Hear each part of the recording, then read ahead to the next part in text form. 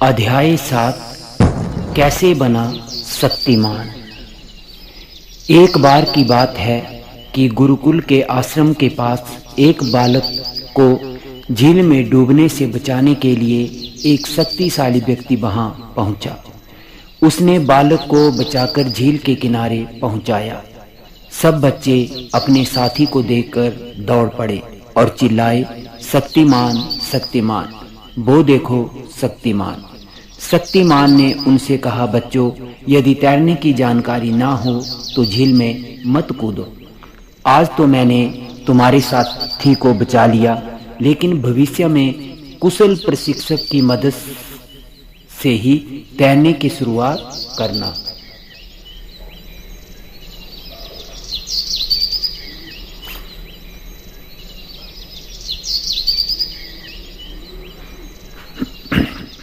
अकेले ही बिना प्रशिक्षक के ऐसा प्रयास ना करें। विद्यार्थी: हाँ, आपने ठीक कहा, लेकिन आप हमें बताएं कि आपको शक्तिमान क्यों कहते हैं, तथा यह भी बताएं कि आपने ये असीम शक्तियां कैसे अर्जित की। शक्तिमान: बच्चों, योग साधना और अध्यात्म से ही मैंने अपनी शक्तियों का विस्तार किया है। मैं बचपन से ही ओम का उच्चारण प्रतिदिन प्रातः व शाम के समय करता था। मेरे फेफड़े को इस उच्चारण के अभ्यास से 5 गुना शक्ति मिली। यदि सामान्य रूप से सांस लें तो 500 मिलीलीटर ऑक्सीजन ही प्राप्त होती है, लेकिन ओम के उच्चारण को पूरी सांस अंदर भरकर करने पर 2500 मिलीलीटर ऑक्सीजन हमारे शरीर को मिलती है। इससे हमारे मध्य पटल डायफ्राम तीव्रता से काम करता है तथा छाती का विकास होता है। कई रोगों का निवारण होता है और रक्त की शुद्धि भी होती है। विद्यार्थी: हम भी ओम का उच्चारण करके आपकी तरह शक्ति अर्जित करेंगे। क्या आप हमें यह सिखाएंगे? शक्तिमान: हाँ बच्चों। सभी विद्यार्थी अब पद्मासन करने के लिए बैठ जाओ। दाएं पैर को बाएं जंघा मूल पर और बाएं पैर को दाईं जंघा मूल पर रखें। कमर, गर्दन व सिर को एक सीध में रखें तथा हाथों को ज्ञान मुद्रा में लाने के लिए अपनी तर्जनी उंगलियों से अंगूठों के मूल को दबाएं व अपने हाथ घुटनों पर रखें। अब दोनों नथनों से पूरा श्वास भरें। अपनी छाती पूर्णतया फुलाएं। अब हम ओम शब्द का उच्चारण करेंगे, जो कि अ, उ तथा म शब्दों के योग से बना है। अब आप सांस छोड़ते हुए अ तथा उ का उच्चारण करें। म की ध्वनि होंठ बंद कर नासिका से करें, जैसे भंवरा गुंजार कर रहा हो। निर्देश: ध्यान रहे, वायु छोड़ते समय आपका पेट अंदर की तरफ पिचके। सब बच्चे आंखें बंद करके यह उच्चारण करें। 5 से 7 बार इस क्रिया का अभ्यास करें। अपने सांस की गति से यह क्रिया करेंगे तो बहुत लाभ होगा। बिना उचित मात्रा में वायु नाक व मुंह से छोड़े बिना ओम का उच्चारण सार्थक नहीं है। विद्यार्थी: आपका तो दिमाग भी बहुत तेज है, कैसे? शक्तिमान: जब हम ओम का उच्चारण करते हैं तो अ शब्द के उच्चारण से मस्तिष्क का केंद्र प्रभावित होता है। आप जानते हैं, मस्तिष्क विचारों का केंद्र है। इस तरह विचार परिष्कृत होते हैं। ओम का उच्चारण करने से हृदय प्रभावित होता है। वह हमारे भाव का केंद्र है, अतः हमारे भावों का सकारात्मक विकास होता है। म के उच्चारण करने से नाभि के केंद्र पर सकारात्मक प्रभाव पड़ता है। नाभि अग्नि का केंद्र है। इस तरह अग्नि शक्ति का समावेश होता है। यही नहीं, मस्तिष्क की पिट्यूटरी व पिनियल ग्रंथियां भी म के उच्चारण से स्वस्थ रहती हैं, क्योंकि मेलाटोनिन स्राव उचित मात्रा में होना शुरू हो जाता है। इस तरह आप तनाव मुक्त हो जाते हैं। विद्यार्थी शक्तिमान जी, हमें गुरुजी ने गायत्री मंत्र सिखाया है। हम प्रतिदिन प्रातः प्रार्थना सभा में इस मंत्र का उच्चारण करते हैं, जिसके लिए हाथ जोड़कर प्रार्थना की स्थिति में खड़े होते हैं। शक्तिमान हाँ, यह बहुत अच्छी बात है। गायत्री मंत्र के बारे में हमें अन्य बातें भी जाननी चाहिए। ये है गायत्री मंत्र। ओम भूर्भुवस्सुवः तत्सवितुर्वरेण्यं भर्गो देवस्य धीमहि धियो यो नः प्रचोदयात्। यह मंत्र सदियों से अध्यात्म व योग का मूल मंत्र रहा है। इसके उच्चारण की विशेष विधि है। यदि हम उस विधि से इसका उच्चारण करें तो संपूर्ण शरीर में कंपन होता है। फलस्वरूप पूरे शरीर में देह विद्युत का संचार होता है। यह भी माना जाता है कि जब शारीरिक ऊर्जा का संचार रुक जाता है, वह अंग रोगग्रस्त हो जाता है। लेकिन इस उच्चारण के नित्य अभ्यास से शरीर व मन पर सकारात्मक प्रभाव पड़ते हैं। व शारीरिक ऊर्जा का प्रभाव ठीक गति से होता है। विद्यार्थी शक्तिमान जी, इस मंत्र का अर्थ क्या है? शक्तिमान वसुधैव शांति, यानी पूरे विश्व में शांति की स्थापना करने के लिए निर्मित यह मंत्र शक्ति स्रोत है। इस मंत्र का मूल भाव है कि हम मानव, पृथ्वी लोक, स्वर्ग तथा पाताल, इन तीनों लोकों में रहने वाले समस्त प्राणियों की बुद्धि को प्रेरित करने वाली ज्योति का ध्यान करते हैं। इनकी बुद्धि को ईश्वर सकारात्मक कार्यों में लगाए तथा संसार का कल्याण हो।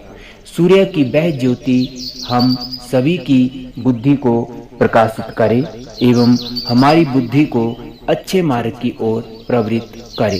सूर्य देव के कल्याणमय तेज का हम ध्यान करते हैं। विद्यार्थी इसमें सूर्य देव को बुद्धि का प्रेरक माना गया है। सूर्य को देव क्यों कहा गया है? शक्तिमान बच्चों, सूर्य इस पूरे विश्व में प्रकाश संश्लेषण तथा ऊर्जा के संचार का स्रोत है। सूर्य बिना जीवन संभव नहीं है। सूर्य ज्ञान व प्रकाश का द्योतक है, अतः उनको प्रणाम कर इन्हें देव संज्ञा दी जाती है।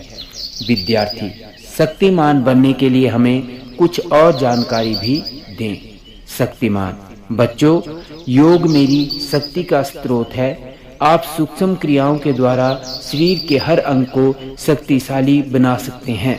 सूक्ष्म नाड़ियों, तंतुओं, हड्डियों तथा स्नायु तंत्र को सूक्ष्म क्रियाएं मजबूती प्रदान करती हैं।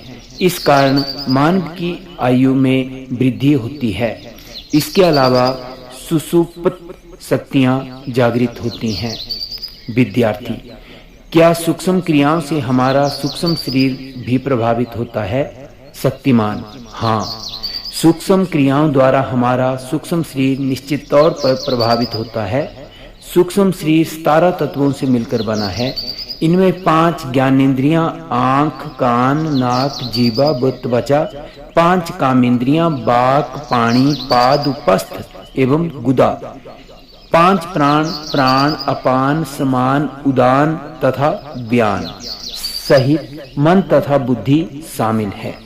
इन सब तत्वों का विकास करने में सूक्ष्म क्रियाएं महत्वपूर्ण भूमिका निभाती हैं तथा इनकी विशिष्ट शक्तियों का विकास करती हैं।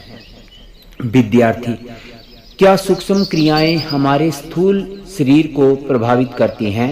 शक्तिमान हाँ, सिर से पैर तक समस्त स्थूल शरीर का विकास कर इसे शक्तिशाली बनाने के लिए भी सूक्ष्म क्रियाएं महत्वपूर्ण हैं।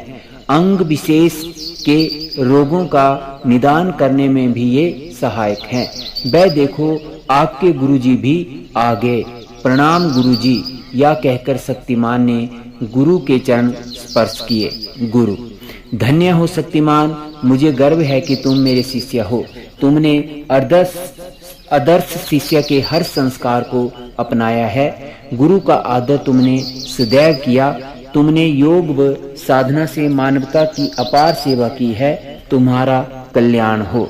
शक्तिमान आपके आशीर्वाद से ही मैं साधारण छात्र से शक्तिमान बन सका। आपके चरण स्पर्श कर मेरा परम धर्म है। आपके चरण स्पर्श करना मेरा परम धर्म है। प्रत्येक विद्यार्थी को गुरु का आदर उनके चरण स्पर्श से करना चाहिए, क्योंकि गुरु के आशीर्वाद से ही जीवन सफल होता है। इसीलिए तो गुरु को गोविंद यानी भगवान से भी ऊंचा दर्जा दिया जाता है, क्योंकि गुरु ही प्रभु दर्शन का मार्ग दिखाता है। गुरु के चरण स्पर्श करने से शरीर में देह विद्युत का संचार बढ़ता है तथा ऊर्जा भी हमारे शरीर में प्रवाहित होती है। ज्ञान व ऊर्जा का स्रोत भी गुरु ही है। अतः चरण स्पर्श करना हमारी पुरातन संस्कृति का अभिन्न अंग है। अच्छा गुरुजी, मुझे जाने की अनुमति प्रदान करें, क्योंकि एक अन्य स्थान पर मुझे किसी दूसरे व्यक्ति की सहायता करनी है। विद्यार्थी: धन्य हैं गुरुजी आप। हमारा सौभाग्य है कि आप हमारे गुरु हैं। गुरु का सौभाग्य होता है उसके विद्यार्थी उनके आदर्श कार्य व अच्छी आदतें, अच्छे गुणों का पुंज, संस्कृति का ज्ञान व सबका समान। चलो हम वापिस गुरुकुल चलते हैं, वहाँ हम सूक्ष्म क्रियाओं के बारे में सीखेंगे। यह कहकर सब विद्यार्थी व गुरु गुरुकुल में वापिस चले जाते हैं। बच्चों, ये था हमारा अध्याय 7, कैसे बना शक्तिमान। प्रश्न नंबर 1, ओम के उच्चारण से शरीर के किन किन मुख्य अंगों पर प्रभाव पड़ता है? उत्तर: ओम के उच्चारण से फेफड़ों को 5 गुना शक्ति मिलती है, मध्य पटल तेजी से काम करता है तथा छाती का विकास भी होता है। प्रश्न नंबर 2, ओम का उच्चारण करते समय हम कौन सी गैस ग्रहण करते हैं? उत्तर: ओम का उच्चारण करते समय हम ऑक्सीजन गैस ग्रहण करते हैं। प्रश्न नंबर 3, ओम का उच्चारण करने में कौन सी गैस ज्यादा मात्रा में बाहर निकलती है? उत्तर: ओम का उच्चारण करने में कार्बन डाइऑक्साइड गैस ज्यादा मात्रा में बाहर निकलती है। प्रश्न नंबर 4, सूक्ष्म शरीर में कितने तत्व हैं? उत्तर: सूक्ष्म शरीर 17 तत्वों से मिलकर बना है। प्रश्न नंबर 5, गायत्री मंत्र के उच्चारण से कौन कौन से लाभ प्राप्त होते हैं?